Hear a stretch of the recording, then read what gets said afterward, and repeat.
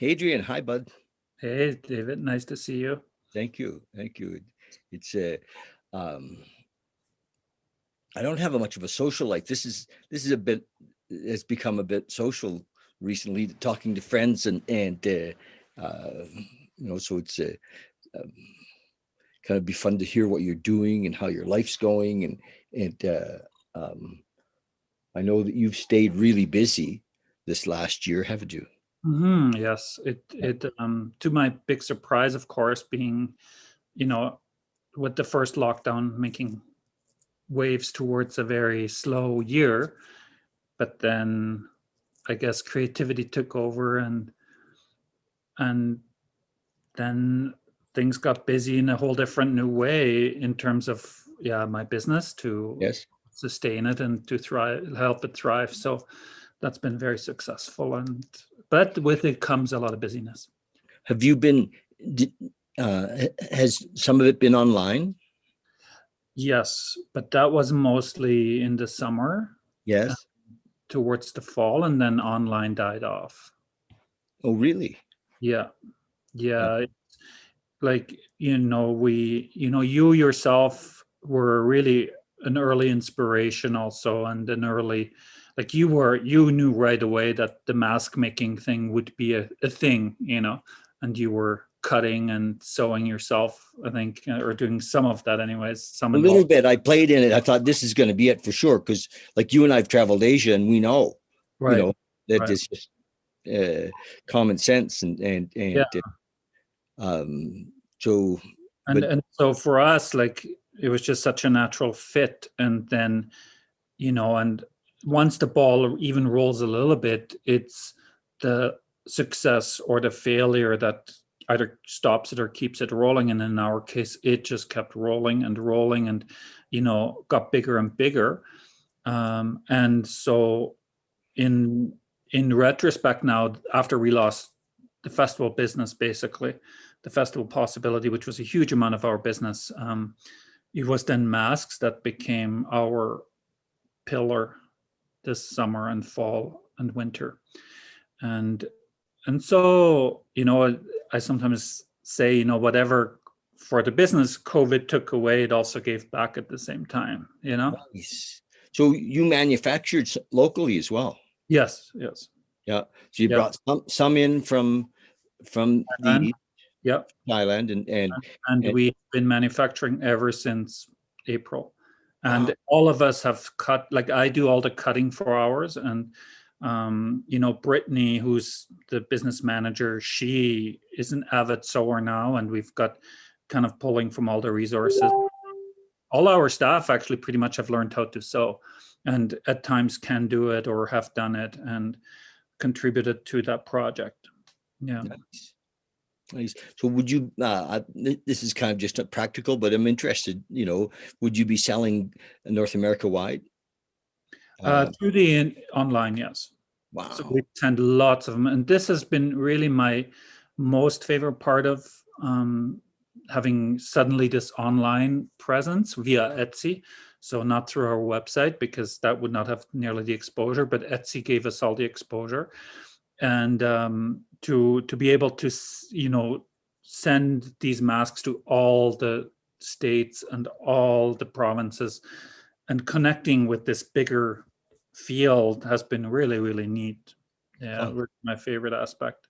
So on Etsy, when we get finished, I'd love to have the link. I want to put it on this, so people can see Oh and yeah, yeah, for sure. Yeah, there's we have a lot of them on there, and we just listed all the ones we make here in Calgary.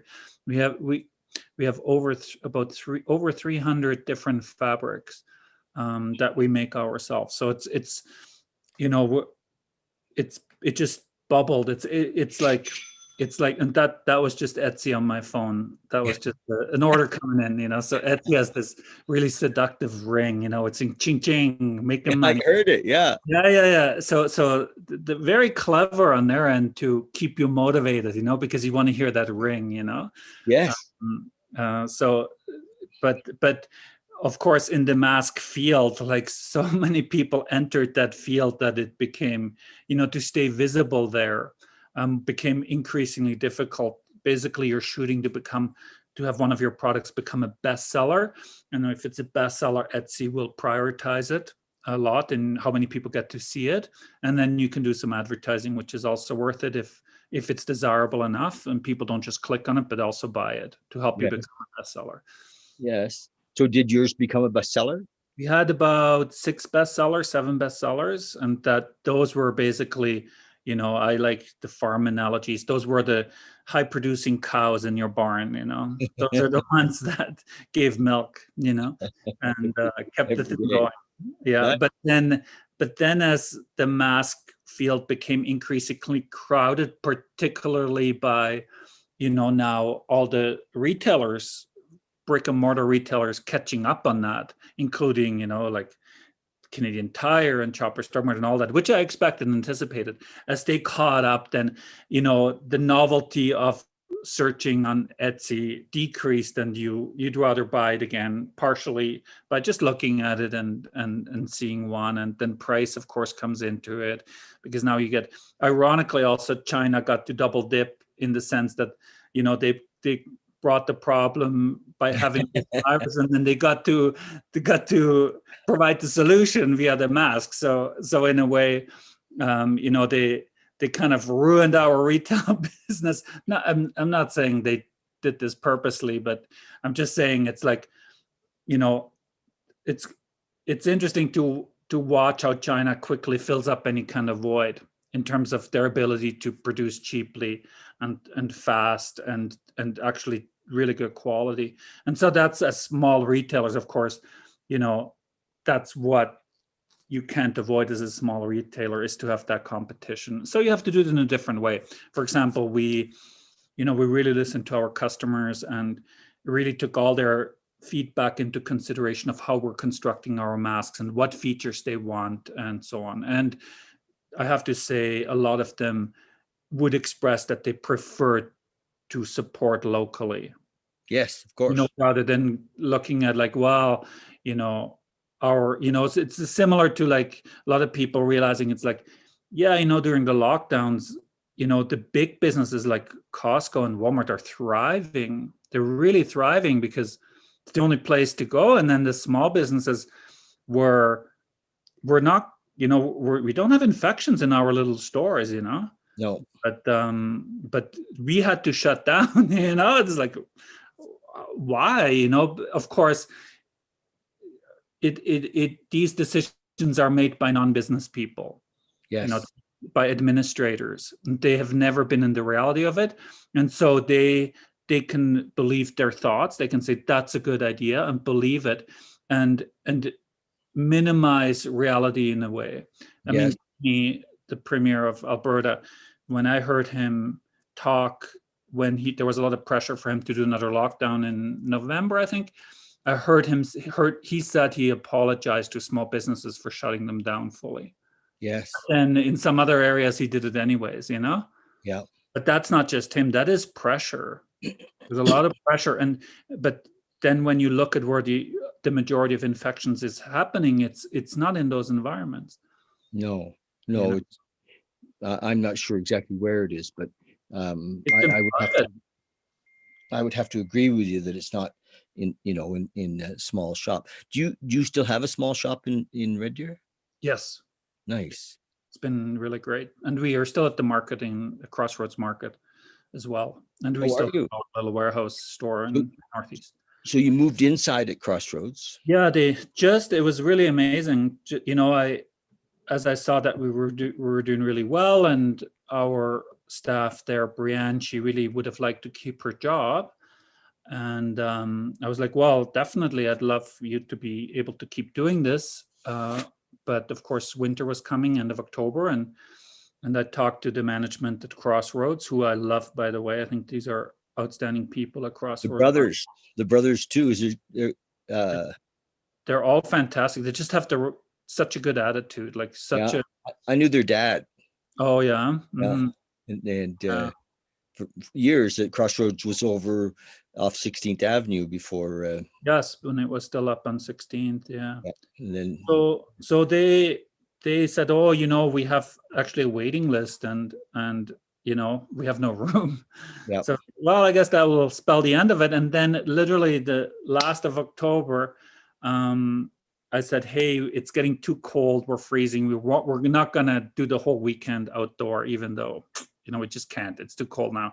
And she says, well, we have a free spot on the inside. And No so, way. just that weekend, that following weekend, it would be free and we were able to move in. Yeah. Oh, timing. So somebody left and you just happened to be available, and it was actually a guy who was selling masks that was leaving. oh And he got the wow. same spot, so it helped, Yeah. The flow. The flow, yeah, it was just that really nice flow that you Adrian in don't, the you flow. don't have to worry. What's that? Adrian in the flow. Yes. Lots of things happen in the flow. Of course. Yeah. Yeah. I've just, again and again realized that, I have to step out of the way. Step out of the way, David. Allow the flow. Be in the flow. And Be in the flow. I think you're not even allowing the flow. yeah, just well, no, you're right. Not allow the flow. What I've done, I think a lot of times in my life, I've been in the flow, but lots of times I've had my own ideas. Right. And so it wasn't that I didn't allow it, I just didn't pay attention to it. I went the other way, or I had something else driving me, and sometimes it was fear, Right. and the reason I said that, why I said not to allow the flow? mhm. You know why I say that? Share with us, please. Because when I think I'm going to allow the flow, Yes, comes from the same being that is not in the flow. that's right. Yes, yeah. Right? It's like as if I, the one who's stuck, has to give permission to that which naturally is. Oh, I have to get out of the road. The same place, Oh, I'm going to allow the flow. It's like, well, how are you going to do that? The flow is just the flow. Just be in it. Be in it. Just say yes. Just say yes. Otherwise, it can bequate the trip, and it's like it becomes like a constant needing to. Oh, I gotta allow this. It's like, well, that's a lot of work, and it probably won't work. I was talking with Alice the other day. Alice Hung, and did one of these interviews, and she said that she'd been very gifted through her life on being able to see the open doors, Right. and which is another way of being in the flow. I think Right. Yeah, you naturally gravitate through that open door rather than trying to knock down the closed one. I've banged on a lot of closed ones in my life. Yeah. Well, I'm glad you're not finding yourself in that position anymore. No, it's interesting. I had a fellow just the other day asked me if I wanted to come and visit him in Maui, and I sat with it for a while, and I was thinking, and I watched the thought come up that, well, David, you shouldn't have to spend the whole winter in cold Calgary. Yes, go to Maui, which was not appreciating the opportunity. It was from another place, Right, I understand. Yeah, it was like from a place of dissatisfaction, if you will, or so I sat with it and I thought, well, and then what came was to just sit with it and see if what life wants, very good, what the universe wants, and if it's appropriate, it'll knock again. It'll, because when he first said, come on, I got a big house, and there's lots of space, and come stay for a couple of weeks or whatever, and I was like, it brought up an old piece of me that was like, almost going to grasp at the opportunity too, right. And as opposed to pausing, Mm-hmm. and so not saying no, mm-hmm. and not saying, oh yeah, just feeling it out. Yes, just to allow, or allow, I guess, allow some space around it rather than clinging already to something you've already made your mind up just because he said that, and this old piece comes up and says, yeah, I don't need to suffer through this winter, which is already premised on the old understanding as well, because it doesn't have to be suffering, No, I'm, you know, enjoying every minute of it. Right. Right. I look at this year. People, I've talked to lots of folks who have some complaint about 2020, and I think the best year of my life, Right. if there's such a thing, And anyway, No, I believe it. I mean, I've observed you also in 2020, and seeing really, like, what I'm seeing from you is now kind of an unwavering steadiness in what you're discovering. You're not all over the place or anything, with it. yeah, it's beautiful. Yeah. And I'm still, every day spending time with our buddy, uh, like Right. literally every day, Yeah. and it just goes deeper, and this, when the struggle comes, it's not a struggle. It's like, oh, there's more stuff bubbling up. Mm-hmm. There is stuff bubbling up, and I think that's just fine. That's It's par for the course. Yeah. it's par for the course, and the witness is so there, quite quickly, and not to shut it down, just to be with it, and Yes. whatever's happening, and not to make it wrong, just to be with, okay, so look at this, so to be with awareness. Right. So Yeah. and it's interesting to watch the mind thinking, so where are we going? What does this mean? Yes. And I think that's also a little bit of the trap sometimes of, like, the whole, like, the approach to spirituality that comes maybe more through the idea of, like, manifesting one's own life and so on. And, similar to, like, the idea of allowing the flow, because if I allow the flow, I can manifest the life I want, and things like these kind of ideas can be very strong, because one desires for, a happy, harmonious life and so on. But again, that's not exactly surrender. That is kind of like, you used that word planning the other day when we had a quick chat about planning tomorrow, and it's like, but this is kind of like, let me script God's plan, and then hopefully email it to him tomorrow, so that he knows exactly what it is that I have planned out for myself for this lifetime, and so that I can manifest it, and that he will fulfill it, if God is your reference point, or you can say the universe, or whatever you're using as your reference point, rather than going like, oh, no, I'll be just present to what is now, and my own inner being, and the inner being, so to say, and then see what happens, also without so much attachment and desire, and attempts to control, and attempts to manipulate, and so on. Yeah. It's kind of like that more surrendered type Yeah. attitude. Yeah. Letting go. Letting go, more the letting go. Yeah. Mhm. And it so, and watching um a lifetime of wanting to control. Okay, true, but when you really let go, Hmm. it could have been 20 lifetimes, Yeah. Of course. and It it doesn't doesn't. matter. No, So I guess almost I'm like, just a reference, but uh, yes. I'm saying, don't use that reference point too much, Okay. because it makes it real again in this moment, doesn't it? Yes. Yes. Yeah. Yeah, and so careful with the keep referring back to, you know the, almost as if the whole lifetime of not letting go is doing any service to now letting go, or that it, that contrast is important. It's not actually.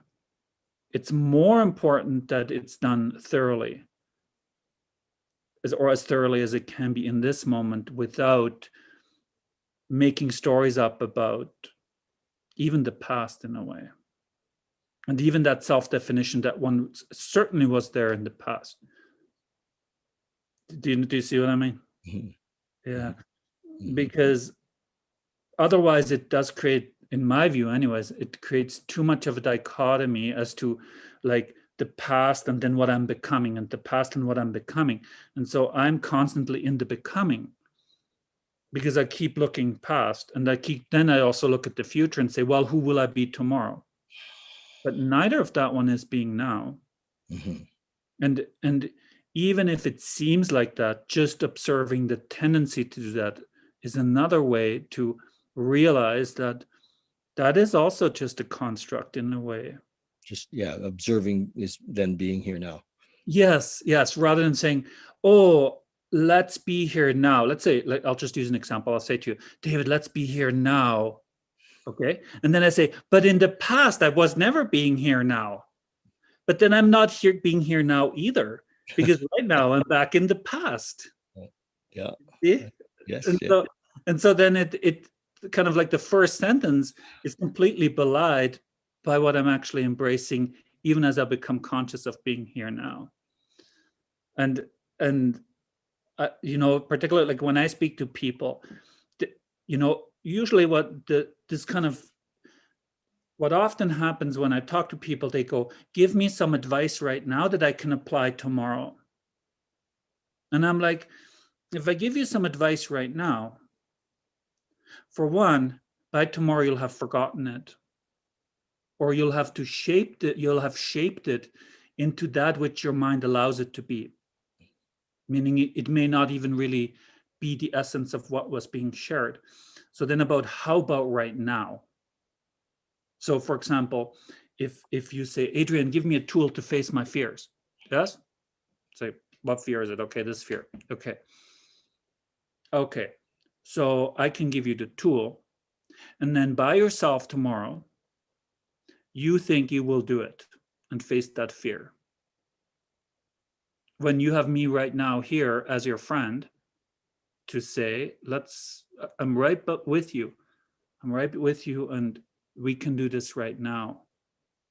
And this is where I kind of find that sense of being here now is so important.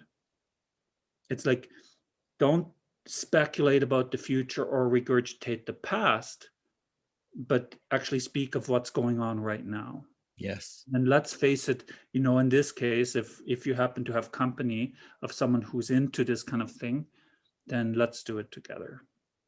And really take a look together, Mm-hmm. see what is running the show. And typically what it is, it's actually the mind, the psychological mind, the more fearful, the fear-based mind, that is still in some way running the show, and has also kind of cloaked itself with understanding. Mm-hmm. But that same mind in some instance will say, oh yeah, I'm facing all my fears. Mm-hmm. Like, good. but but if that wasn't the case, then what would your fear be that you're not facing, so to say? And is that something you want to look at right now, because that's the only time you really can do it like that? And so I don't know, I mean, you're supporting a lot of beings, and you have your own way to access or remember being in the moment with them, no? Mm-hmm. It's amazing, actually, the amount of people that are coming. Yes, and often because many of them are in the 12-step world. Right. I mean, all I do is bring them into the moment. Right. Here, because there's no. I'm not in the business of selling a belief. Because, like you say, the belief is not about now. It's about tomorrow, or So what I am doing is just exactly what you did right now. And sometimes there's one thing to talk about now, and but in some ways I plant the seed of now as well, that in this moment is where all the action is. In this moment is where the power is. In this Right. moment there's no fear. Right. In this moment, there's no anger, there's no uh, concern, there's bliss in this moment. And so that's part of the conversation often, because um, most of the folks I work with have this idea that God is something separate, Right. and that they have to earn the right to be associated with or something, or Oh, work I their see. way, I see. I see. work Yeah, their way they've to already that. so far failed that they're kind of on their own now, anyways. And a lot of times the folks are carrying what I call a Sunday school concept of of of God, of universal intelligence, and no matter what the concept is, it's separate. And and uh, and and and of course there's no way in that idea, that construct, to connect or be one with that in the construct. It's only here now. Right. And in practicing that with awareness, so when fear comes in the 12 step world, we have a prayer, and prayer, I believe, is kind of like the ticket, the train we ride into the moment. When I say, God, take away my fear, show me what you have me to be, I become present. I'm not in the fear anymore. I'm asking the moment, to, and then it just melts. And but it's not magic. It's actually, the prayer brings me present. Right. Right. Right. And the same with anger. We have a little prayer that says, God, save me from being angry. Show me how I can be helpful in this moment. And again, that it's kind of like a ticket to the moment. Gotcha. And I guess even the awareness and the willingness to be aware that this anger is happening, and then instead of playing it out, and because it kind of fuels itself anyways, Yeah. but And for actually most of the accepting guys I'm talking with, or women or men that I'm talking with, they have to have reached some frustration with that, with living in anger or living in fear, where they're saying, like, fuck, I'm done with that, yeah, uh, and it's not and what uh, I really want. and they can be done with it, but without a bit of a, support in it, in the form of a bit of a technique. How do I get to this moment? Because we can't think our way out of it, Yes, yes, yes, yes. and we can't wish our way out of it, can't affirmation our way out of it. you know but we I um a lot of times people, and I had too. I was brought up in a Christian environment where, my prayers were to something out there. Right. And and uh, and and it's really only in the last while that I've realized that what prayer does is it brings me into now, you Right. know, and so, and not in a, I'm not like I'm asking for something really. It's just, it brings me into now, and into my natural state. Um, um, Hawkins, spoke a lot about, as we let go of guilt, shame, fear, anger, desire, we literally move into our natural state, which is this, nowness. This, not that David becomes divine. It's just that we realize that we are, and that is our natural state of unconditional love and nowness. Mm-hmm, You mm-hmm. know, so it's pretty sweet. There's actually nothing to it. you know, you know and but we've built a lot of structures around this thing, which is being who we are. You know, Yeah, because I guess really to that structure which you're referring to, which would be our mind and sensations, so feelings and mind and psychological mind, to that, to say, to be that which you really are, doesn't really connect.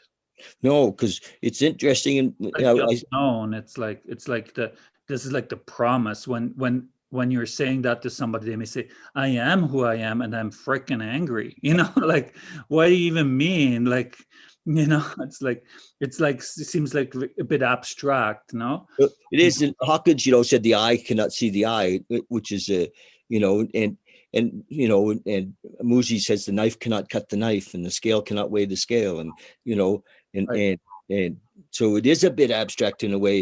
And if we try to go there with the mind, then there's no way to go past. It becomes a riddle. It becomes some kind of mind Yeah. screwball thing that you cannot capture. and Yes. so and so I think that sort of capacity to observe is kind of the first step to notice that thinking and oneself aren't identical. Yeah.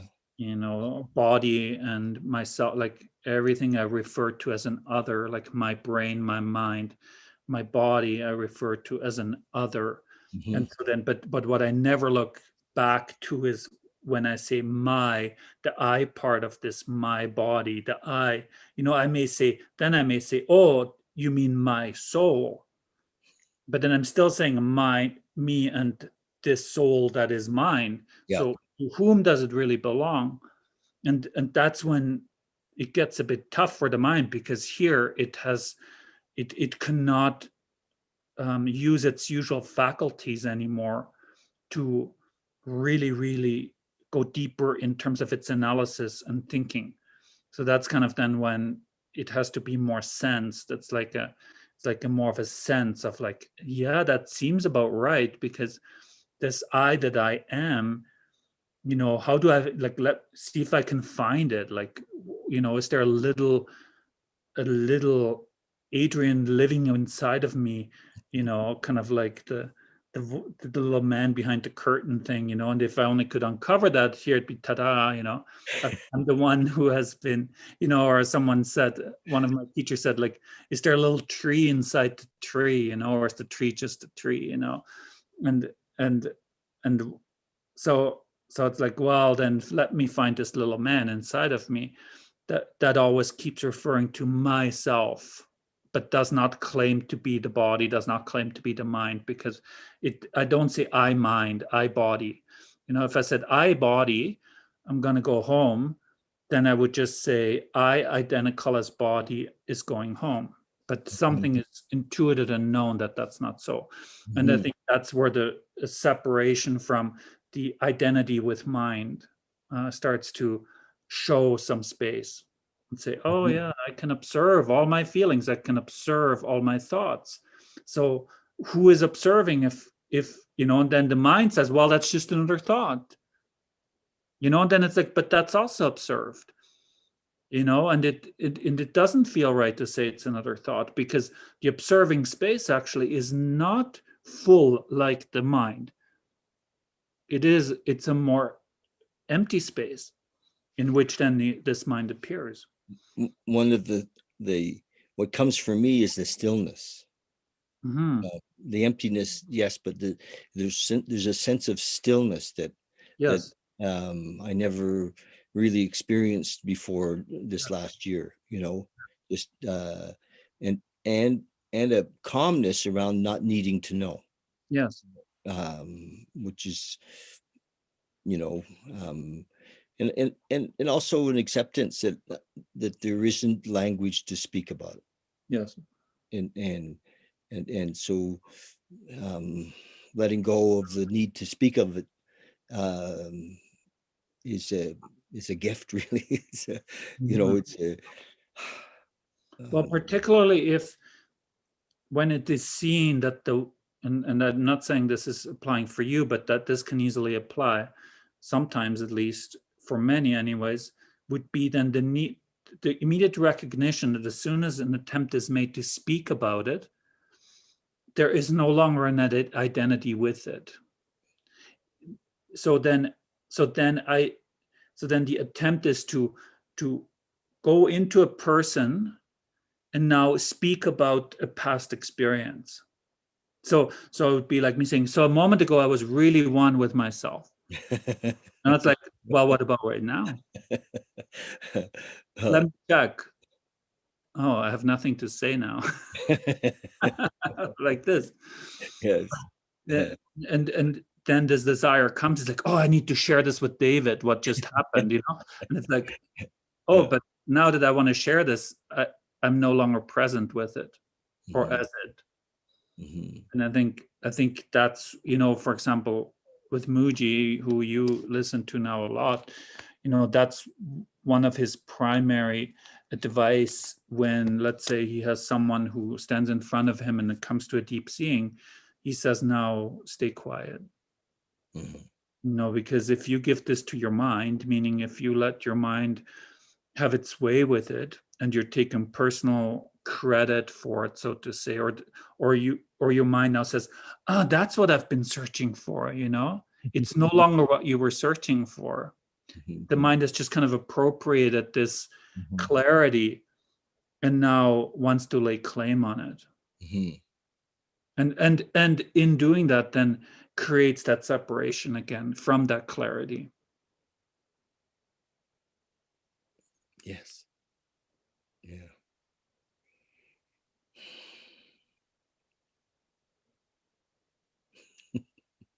Mhm. So And there we so, are. yeah, so it's a real, um it's like, I think what you're doing, like, saying that maybe mostly these kind of conversations are your current social environment, so to say. I think, like, when I talk to beings, and then they're like really lost in their mind and they feel like life becomes quite unbearable. I know you meet those beings a lot as well. um there has to be some willingness to stay with oneself, um, which is sometimes tough to tell people. And COVID has kind of forced it upon a lot of people. And I Mhm. don't see that as necessarily a negative, but it can also bring up, some people can handle it. And then, I you had a know, friend last week take his life, oh, I'm sorry to hear. and actually, a young man that you may have even met. He'd been to many of our meditation groups for a year and a half, and I've known him, for a long time in the 12-step world as well, and it's I mean, that's kind of the extreme, uh, when we've got to that place where the mind has totally, um, you know taken the scene, whatever the scene is, and painted it in such a way that it looks more than hopeless, Yeah. Or and the pain is so strong that it just, the desires, it becomes so strong to end that pain, so that then that seems like the only viable option. Yeah. I've been doing some a couple of my talks in the morning about, the culturally, uh, there's a lot of shame around suicide. Families don't talk about it. There's just a and my hope is um, to make it a bit more of a conversation, that it isn't to be hidden, that it's a you know why hide the whole thing. And we even when, um, somebody's obituary, we never use the word suicide. We say he died suddenly, and it's a big cultural secret, and I'd like to shine more light on it, and in just so that, because I think what happens is that when one of us gets to that place where we're like, it seems like the only viable option, shame is one of the reasons we don't reach out. um, you know And I mean, I've had times in my 40 years of what I'll call spiritual seeking, when I'm going through really tough stuff, and the first thing mind says is, well, you've been doing all this work, you shouldn't be feeling this.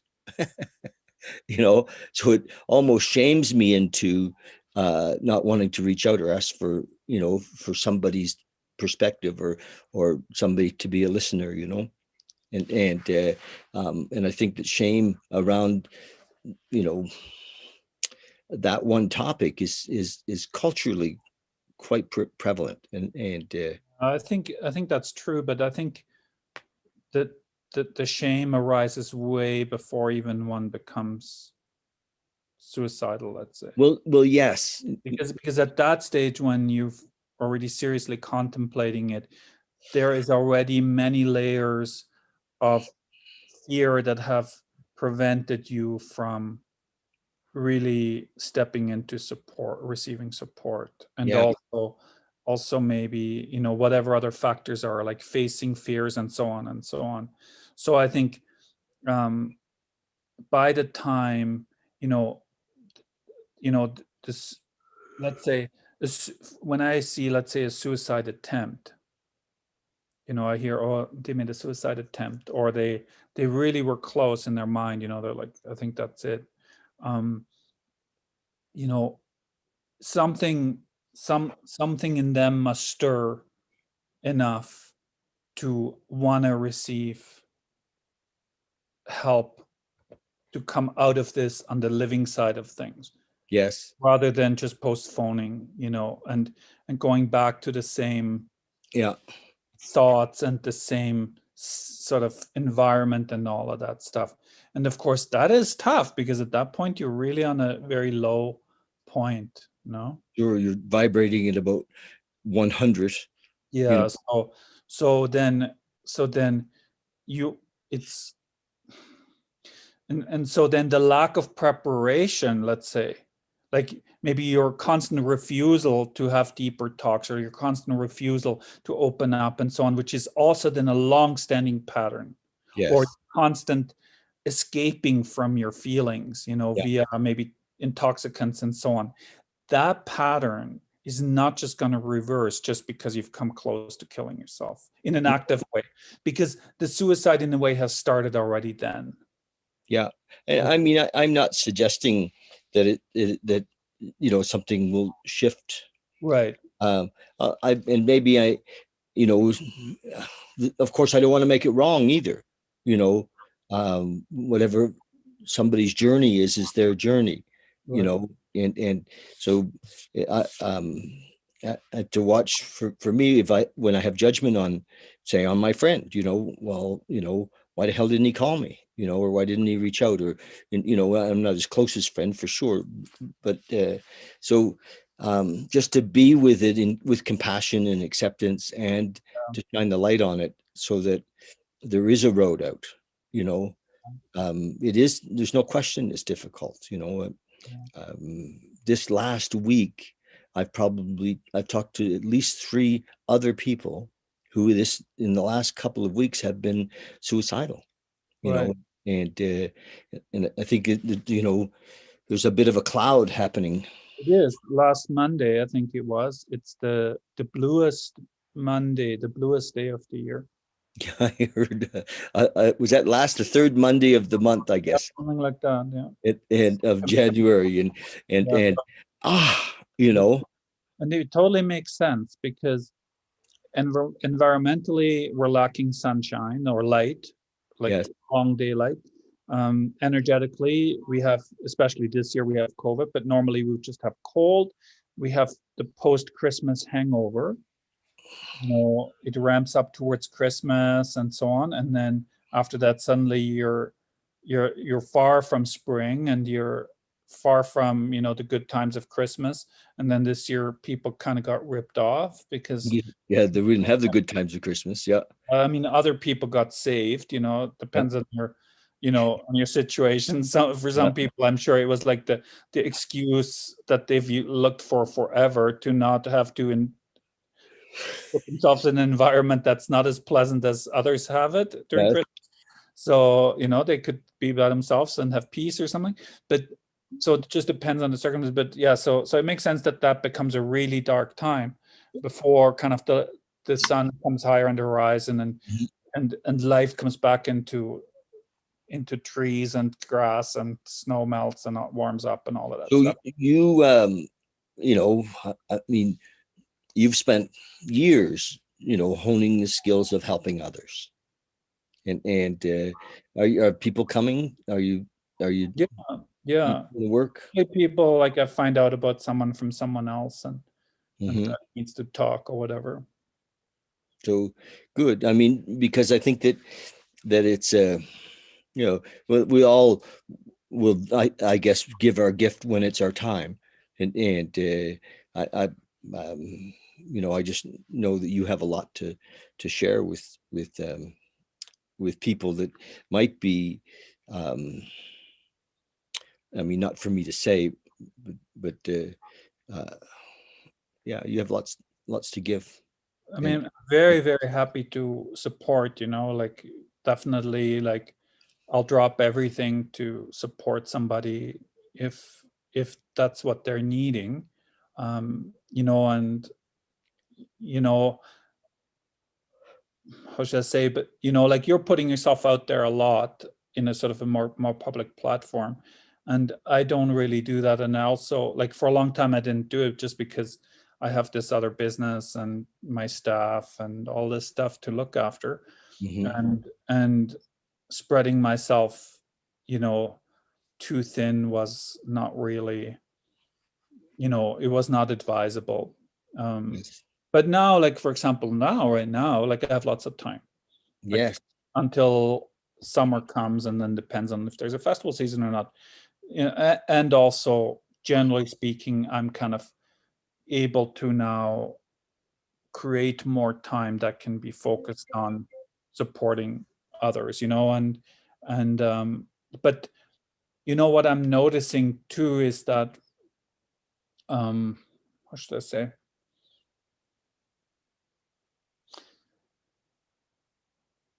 Like, there's different type of support people need at a different time, yes, and also from different beings, and also maybe in a different way that they can receive at any given time and place in their suffering, let's say.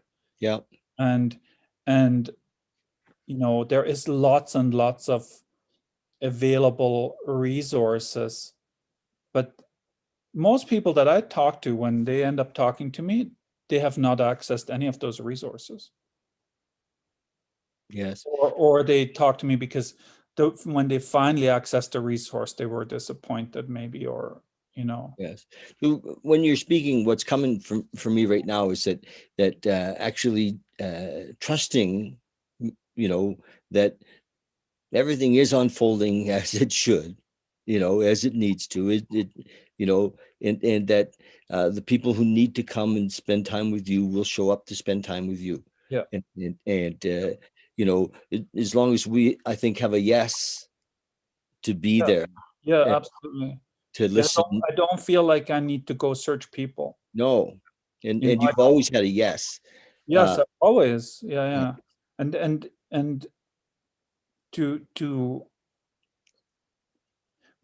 because I see also where it can come from to want to help people.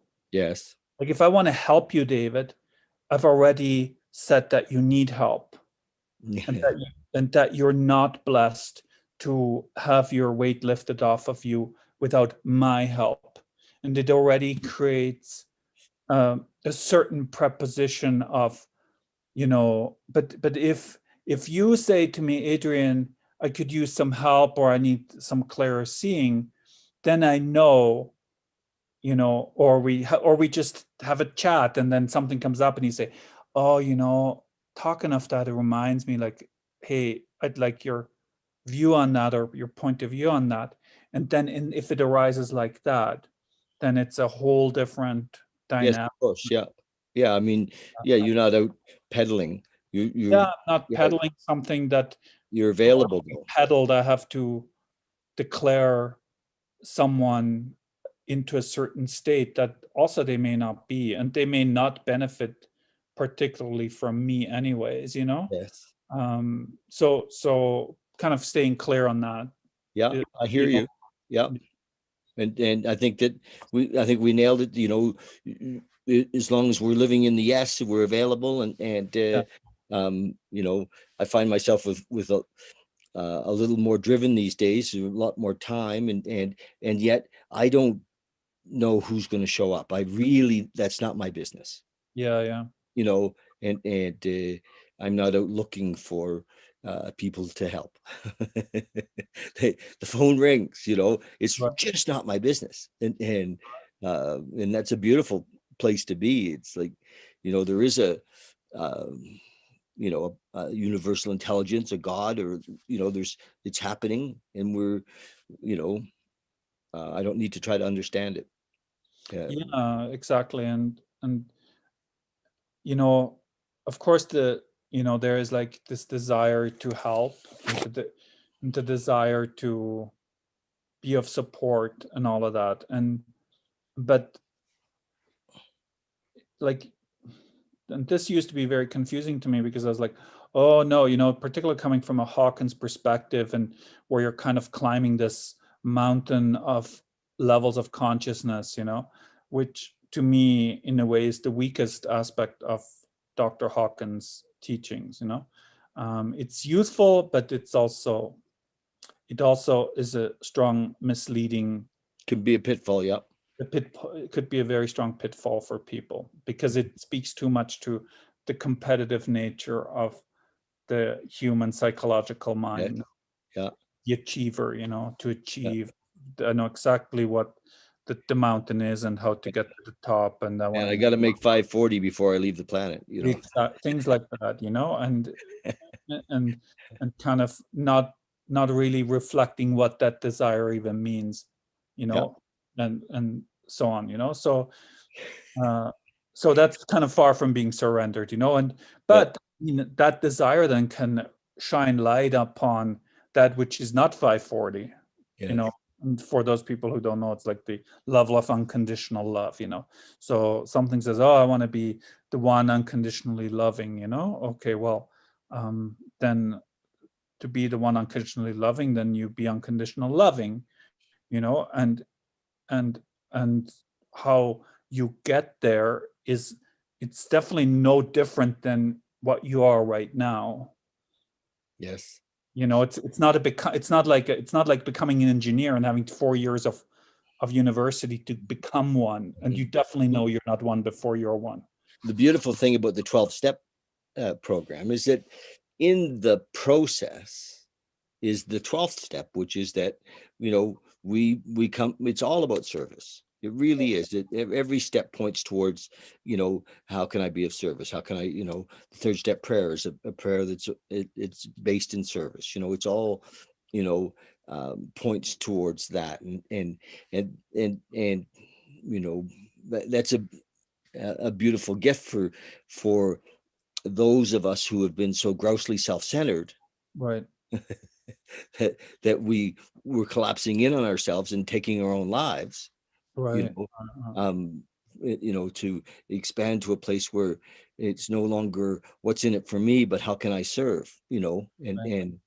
and that is uplifting all by itself. It's just like, Right. okay, where's and leaving the I don't need to work the details of the service. It just shows up, you know Right. just shows up.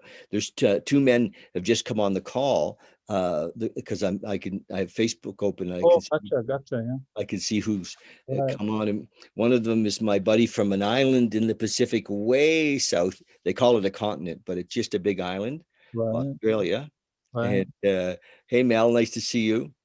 And then my buddy from Maui, Oh, uh, wow, very international call. another I call. island in the Pacific.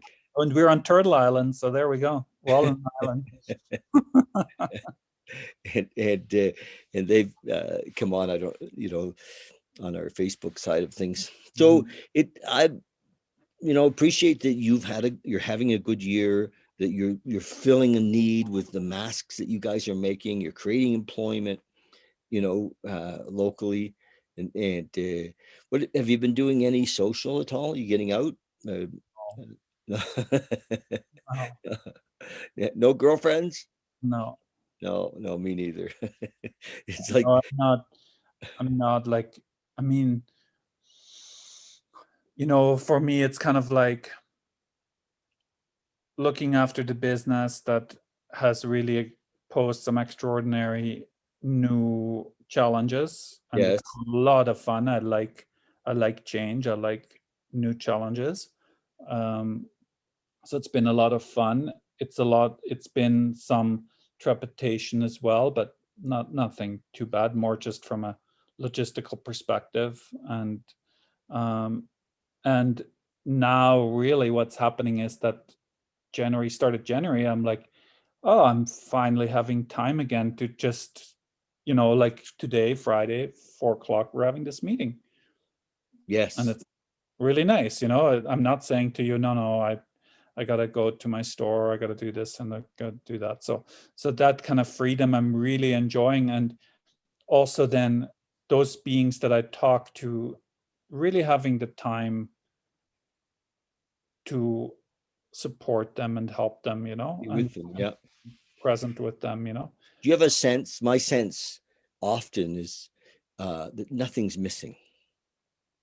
I it just do you know what I mean? I don't feel That idea doesn't arise in me. pardon me? That idea doesn't arise in me. Yeah, so maybe there's Like that. that something is missing. That doesn't arise in me. No, so no, I feel nothing that, with me as well. I spent so much of my life trying to, struggling, and it's just gone. There's nothing. It feels like nothing's missing. Matter of fact, I have to kind of remind myself to get to do things. I mean, I you're see. Yeah. you're in business, so But you're comparing this to a time when always something seemed to be missing and you're chasing after it. yes, yeah. Gotcha. Okay. Okay. Oh, I see. Yeah. No. No. No. You're a little dark there. When you Yes. sat back, you came What out of happens is that being being that it is getting dark outside. getting dark outside now, my living room becomes dark. So I'm Yeah, going closer to window, and but that doesn't help. So maybe uh, artificial light source might be useful. ah, Haha. turn There we the light on. Yes, go. Better. Hey. some of the uh, like my buddy in Australia he's getting a lot more sunlight in this time of year, and Right. Of course. Yeah. right on. Yeah. So in terms of is there anything missing piece? And I don't by any means say that or think that if something was to feel like it's missing, that you know that's to be dismissed. No. um but I think if things keep being missing, then it sure um it sure hampers the experience. No, it's like then it becomes like a longing.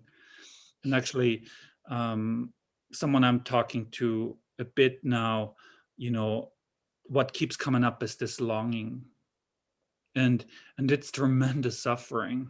Hmm. Like that, and that's like longing really is the feeling of that's missing, and if Yes. only I had that, I would be happy, or the idea is there that I could be happier, or I could be happy. Yes. and and especially this time of year, and especially when you spend a lot of time by yourself, um the lack of socializing or whatever you've been enjoying as an external activity that you cannot partake in, can definitely bring up this sense of like, oh, I'm missing that. And I think there's a light missing it is another thing than a longing for it. Hmm. Missing it is more like the thought comes to it, it's like, oh yeah, gosh, I'd love to go for sushi right now. Oh, can't do sushi. It's okay. Like this. Yeah. It's like just a temporary um, surge of oh yeah, that'd be nice. Oh, can't do, versus like, oh, can't do sushi. I wish COVID wasn't happening. I wish I had more friends to go to sushi with. Things like this, and then suddenly, this avalanche of longing and Sure. discontent arises. Yeah, we get on the train, Yeah, and, yeah. so And that's that about seems some to be gone. future thing. It's because in the moment, it's like, do I really need sushi right now? Well, before I had the thought of having sushi, I was totally fine. And then comes the thought, and it seeds the seed of discontent, and it can grow Discontent. and die again. Hmm. Yeah. So when you're saying, oh, I'm not missing anything, it's Hmm. like, of course, some things could be appreciated right now if they were present. Yes, That's not a denial of that. It's just, but also without it, it's also good. it's all good. Like I just have to have my coffee. Kind of, I say it's not totally true. But I started to do. I don't like talking about this, so I don't. But because I've anyway, but I have to say I started with the keto diet. Uh, Yeah, I don't like talking about it because it seems so extreme to me. so are you doing, in the morning, your MCT oil in the coffee and a little turmeric and like I blend my coffee with turmeric and I should add turmeric. I just take turmeric in capsule form, but I could just add it to the coffee. I put it in the coffee, butter, MCT oil, lion's mane, Oh, I mushroom, do that too. Mine's lion's mane. Yeah, I heard of that too. and I blend it every morning. That's my coffee. So I was over at the Light Cellar the other day and sharing with one of the staff, and she said, "Well, so you're not drinking coffee? Coffee's just the carrier. You're getting it's all about the butter, the MCT oil, and but the whole thing for me again is it's just like when you take this in the coffee, um, we're less hungry. It actually the good oils are good and they go right to the brain as well. And, Right. so yeah, I'm not as keto for sure, but sometimes I'll do 14 to 16 hours between eating. Right. You know, um, are you doing that? Yeah. Intermittent. They call it intermittent fasting. Yes. And Yeah. so basically, do you want to hear about it or no? Sure. Yeah. Yeah. So basically, like I'm not, you can see I have a bit of an aversion to talk about it because I find that when I've been hearing from people, they always seem so extreme to me. Yes. I know that I'm not being extreme about it. My own experience isn't extreme about it. It's just Mhm. more, following kind of the steps. And one approach that I had to take it because I noticed that I started to have more abdominal fat. I was gaining some weight. Also Yes. not having festivals. Yep. And so I was like, I can relate. yes. And so up to a point that was okay with me, but then uh, and then I was like, but this not. And it doesn't look like it's going to reverse, by itself. But I don't want to do what it takes to reverse it either. I mean, like I had to just be honest with myself. I'm like, I like my food, I like my chocolate, I like my carbs and all that stuff. That Yep. was my attitude. But then I was like, but this approach doesn't work. So because I know exactly where it's headed. Hmm. I saw my dad before me and so on, and I saw where it headed with him. And yet I did not feel like I could identify with any of the people who were presenting online about, get this heart body and get your abs and all that Yep. stuff, and the counting of all these ingredients and like developing a lifestyle that revolves around food. I cannot see it. No, but have you read Asprey, David Asprey? No. He's the bulletproof coffee guy. Oh yes, I was going to look him up this morning actually. Yeah. And I will his have to book, read him. he's got two books. One's called Headstrong, Yeah. which I've read a couple of times because, I'm not also, I can't plan my meals. I'm terrible at that, Right. whole thing, but listening to his book a couple of times has just helped it to me to assimilate a little bit of information about, healthier living, and like has the blue light glasses, the blue light blocker glasses that he and he says you put those on it a couple hours before bed, and it starts to get the melatonin moving, because if you're like me, sitting in front of the screen often. And he has some great tips, and he just finished his next book called Fasting. It's a fasting book, and where he goes deep into his research on different types of fast, 2-day fast, 4-day fast, whatever, and water fast or lemon fast, and I haven't read it, but I will, because he's a great researcher. He's a science guy. He's not a passionate, he's not selling a dream. His is all research, kind of science based. Right. Yeah. So when I hear something like that, I have, and not to take away from your interest in it, okay, just a reflection of. So for me, when I hear that kind of thing, I'm totally turned off. Okay, because it doesn't sound sustainable to me. Well, it so is. What if I do 3 water fasts a year? What's happening the rest of the time? Because I know my patterns. And then I won't do the water fast because it won't be the right time to do it. Because then I imagine an incredible amount of suffering that comes from it. Yeah, and then I definitely don't want to do it. Or then that is being overcome by extreme willpower, which I don't have either. Okay. So this is what I mean. So this is why this kind of stuff is too extreme for me, and I don't even like to talk about it. Yeah. But I've kind of, so what I did, so I was like, knowing this, then how come I'm doing keto right now and intermittent fasting? Well, because before what I had done was the wild rose cleanse. Yes. For already some years, and I would do it the odd time. And Yes. what I noticed was it was always the first 4 or 5 days that were the hardest. And then when my blood sugar stabilized, I could actually do quite well with not eating for a long time. Yeah. And so when I heard first about this intermittent fasting, the first thought I had to myself is like, there's no way in hell I'm going to be able to do this, because I know my cravings. I know my night eating, after, 11 o'clock at night, I'm getting snacky, and my mind is not a weight losing mind at 11 p.m. It is more of a Okay. I'm going to start texting you at 11. Okay. No snacks tonight. Right. My mind is more like it defers tomorrow. It says like, yeah, tomorrow night I won't eat at night, but tonight I'm hungry. And if I'm hungry, it must mean I need some food. Yeah. You know that feeling? I know it very well. Yes. Absolutely. I know it. And you can observe the mind and see how it rationalizes it, no? Yeah. And for me to have this, and this is maybe 12th step here, for me to have the delusion that I can overpower this mind that is talking so convincingly to me at 11 p.m. it's 0 to none. Mm-hmm. So I need something that allows me to be at some level of comfort at 11 p.m.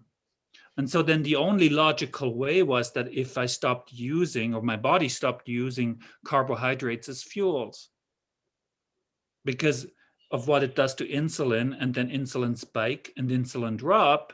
And then I noticed this fall, I noticed strong cravings, which I never really had before in my life, but they were sick. They were like, like stuff my face kind of cravings. Like, it's like, oh, what's that all about?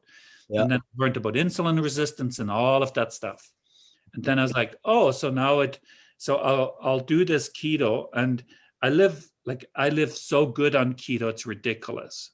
It's kind of simplified my cooking because there's only so many things you can eat, but at least I can eat really good stuff, like, including like mayonnaise, like that. So, which makes all the vegetables that much better, and so on. So, because I don't really like vegetables that much. Yes. And good for you. And then seeing the goodness that comes from cruciferous vegetables, for example. And what's cruciferous vegetables? Like broccoli, Brussels sprouts. I think radishes are included in it. Yeah, those are the big ones I know. Yeah, and so then I eat those, knowing they're like my medicine, And then I'm on the broccoli too. Yeah. And I actually like broccoli. I don't know why it has such a bad rap, but broccoli, I like it more than some others. Broccoli and kale. And I, kale, yeah. I you keep know, forgetting about eating kale for some reason. I'm I eating like it. more salads. Yeah, salads. Like I feel Yeah. like a rabbit, then eat a salad and you chew forever, No, but what to do? It's just like looking after myself, looking after So my body. I'd like to tell you what I think you could do, but I'm telling you only from uh,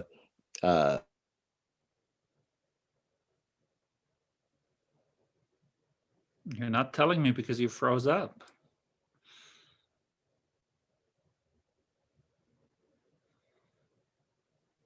Okay. and the thought comes or the craving comes.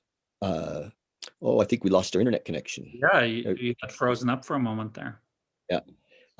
So the craving comes, or to practice being present with that, to really be present, to really, whether it's through prayer, which can bring us into the moment, or but it there has to be some will, I think, where we kind of got to the end of it, where we said, okay, I'm done with that. How do I get past it? How do I get free of that? Yeah, but And where I'm attacking is before the cravings arise. yes, know, like through the pattern, the deeply established pattern of eating that which later will create cravings, yes, which is okay. high sugar, which then, boosts up my So insulin. keto's helping with that. Yeah, because that whole up and down of the insulin cycle is kind of Yeah.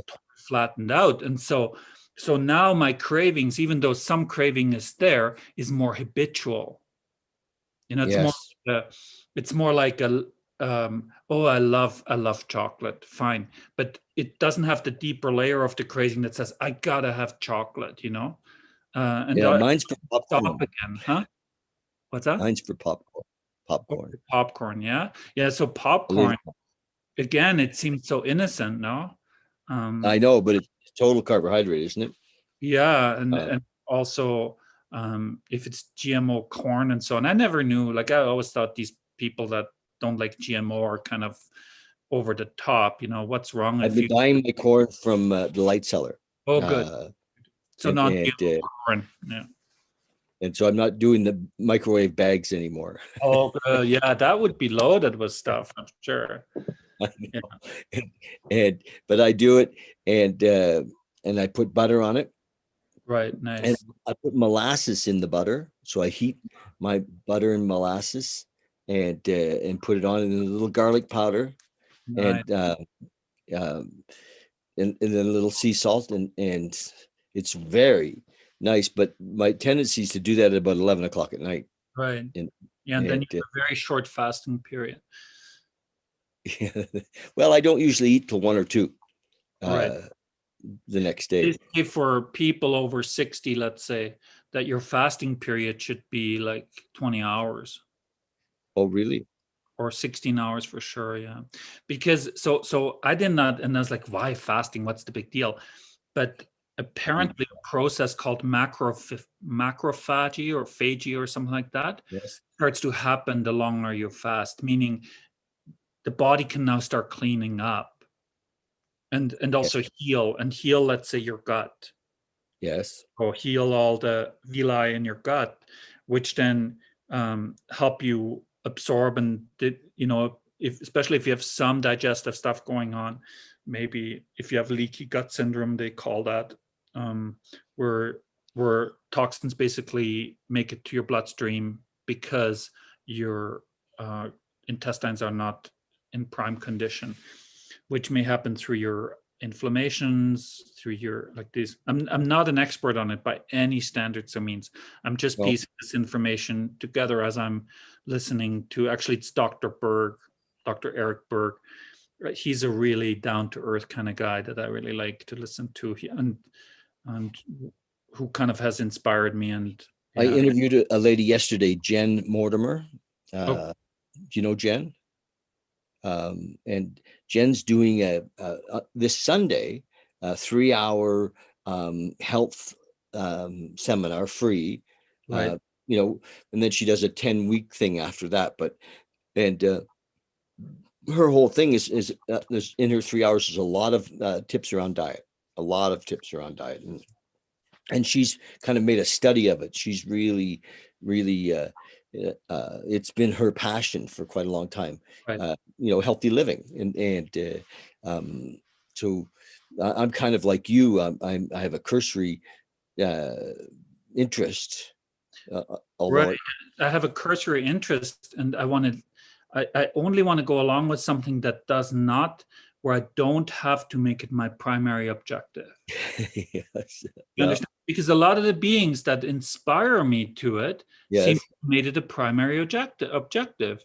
yeah. And It's it's become like, a lifestyle for folks, and yeah, like, yeah, and this is somewhat of a lifestyle. That this keto thing is a lifestyle in a way, but at yeah, least it's a lifestyle that to me fits into my life. So, yeah. Good. yeah, and I'm but it glad cannot you're fit doing. into someone else's. You You know, felt you feel you have more energy. yeah, my energy is good, and I'm that one of the big things is that I always had trouble drinking enough water. Yes, yes, yeah, And one of the reasons was because I said I'm never thirsty, or yes. it would be, and now you're drinking water, which is good. And so I'm not thirsty, and I don't really like the taste of water. Hmm. Now I do love the taste of water when I'm thirsty, Hmm. um, but when I'm not thirsty, I don't like the taste of water, and so I feel no impetus to drink, and I don't have the discipline to just make myself or the attention. I So forget. Jen said yesterday that if you're thirsty, you're already dehydrated. Right. So, but also, you may not feel your thirst even when you're That's right. dehydrated. Yeah, that's she said. By the time you get thirsty, it's already too late. She's talking about making a habit. One of my brothers, Terry, fills up. This is what I hear all the time, David, and I'm telling you, it. If she told me this, I would have to say this did not work for me. I know. Well, what So, my brother Terry does, he fills up 3 1/2 liter pop bottles yeah, every night, or they're I don't know if they're pop bottles, what yeah, 3 1/2 liter, and he puts them in the fridge because he likes his water cold, and so he's already determined that he's going to drink those three right, every day, right, and so he's drinking like over 4 liters of water. yeah. Uh, That uh, sounds like a nightmare to me of my former self. Okay. Now, former self, I don't mean like I've yeah, changed or anything, but I'm telling you, when you're thirsty or when you have a connection to the sense of thirst, yeah, this proposition sounds a lot less threatening. yeah. And I've been doing keto, my thirst has come back. Oh, has it? Yes. And so Huh? now when I think, now that I saw you drink water, I want to go run into the kitchen and grab. Also, I have it prepared. I want to drink that. And I've been Yeah. managing to drink, amongst coffee, beside the coffees that I drink, the two coffees or whatever, or one, that I also drink 2 liters of water a day now, Yeah, or I have sometimes more. 2 coffees a day. Right, right. Yeah. So, and again, like like what I don't like about the healthy food culture is that there is a sense of shame to admit that you have 2 coffee a day.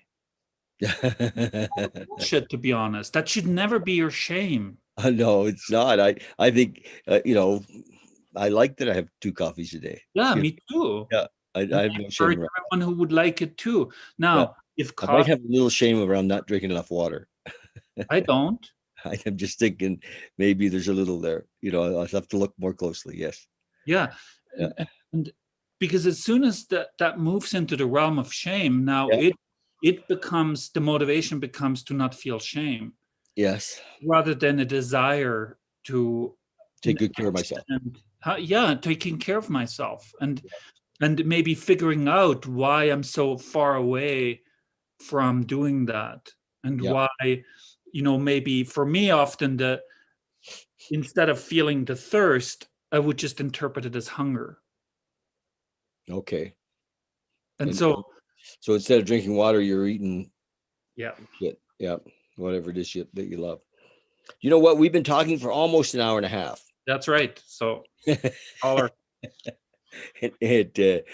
We've covered, lots. We didn't talk about llamas, but we can do that some other time. Llamas. Well, other than that, we talked pretty much about everything. Well, we'll save llamas for Perfect. our next chat. Sounds good. Thank you for taking the time to. Well, thank you as well. Yeah, I'm glad that we're on a stream of some sort most of the time. So sorry if I didn't behave. Just kidding. you did. You were very behave. You were great. I never expect you to behave though. Okay. Pressure is off. I'm glad. And so I'm gonna put your link on for your Etsy if you'll send it to me. Okay. Yes. I'll Yeah, do. and I'll kind of doctor this up a little bit on YouTube, and I'll send you the copy, even though you're not going to post it anywhere. Okay. And I mean, even though I won't post it, I'll feel honored. you'll watch it or something. No, I won't. I was already here. Why would I watch it again? I know. I never watch them either. Like never, which makes it hard to write content for them because, part of this thing is to write a little bit of a content so that Oh, YouTube, the algorithms find it, oh, I see. So and you have to kind of do it afterwards because otherwise you might forget. or listen to it a bit to write, and I find that difficult. So I'm looking for somebody to do a little writing for me. Yeah, that would be handy. I think you Yeah, should get someone I to want do to give that them for you. Buddha statues because that's what Yeah, I. yeah. So anyone who's listening, David is looking for someone who does these little. If you have Need some Buddha experience, statues and singing bowls and salt lamps. you'll get all the goodies in return. Yeah, use it for trades. I think that's perfect, and I'm sure someone would benefit from doing it. Yeah. Because then they can listen to your chats with beings, and they can take. Like I'm transcribing right now a talk of one of my spiritual teachers, just because he has it in French, and then it's subtitled, and I'd like to have it just visually in front of me, like that. And so I'm transcribing it, and it's a very intimate process to So transcribe. the subtitles are in English or in Yeah, French? English, yeah. And his talk is in French. And my Ah. French isn't that great. Then I have to pay attention too much to trying to translate what he's saying rather than really looking at what he's pointing to. Yes. Yeah. Nice. Okay, my friend, I'm going to run. Love Okay. you. Love you too. Talk to you soon, David. We will talk soon. Have a good night. Bye. Bye for now. Bye-bye.